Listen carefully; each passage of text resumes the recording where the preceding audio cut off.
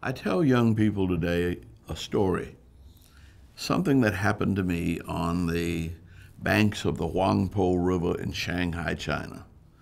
And a group of students came along, and I said wanting to practice their English. So I welcomed them. They were 14, 15, maybe 16.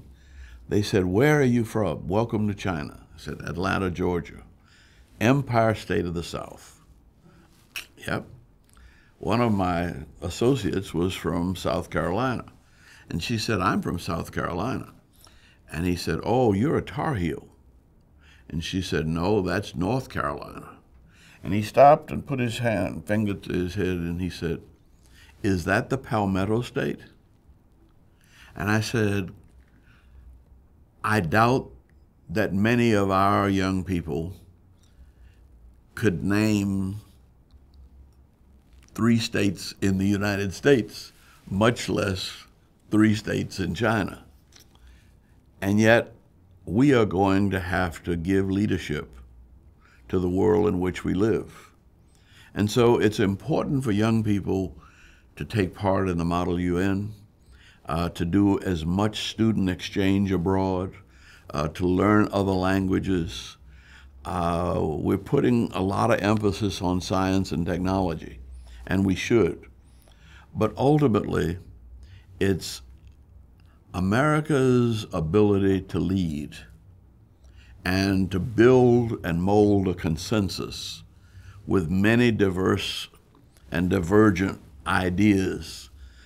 We've had to do it here in this country because we're all different. We all disagree. But all the way back to Thomas Jefferson, Alexander Hamilton, John Adams, Benjamin Franklin, the hustle and bustle of divergent opinion coming together has made us a great and strong nation. We've had more than 200 years of practice at that. And so now that aggressive diplomacy is the contribution that our young people have to make to the world in which they live. So they've got to know something about the world, and they've got to know as many of the people of the world as they can. My wife taught in a public school in Atlanta, Georgia, and there were 37 different nationalities in her elementary school, 1st through 5th grade. You can learn about the world in your own neighborhood. Talk to people who are different.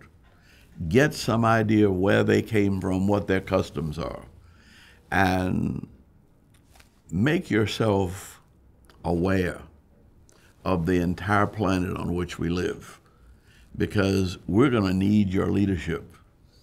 And you'll be surprised that lessons you learn in elementary school, in high school, will come in very, very handy as you grow up and find the problems of the world dumped in your lap.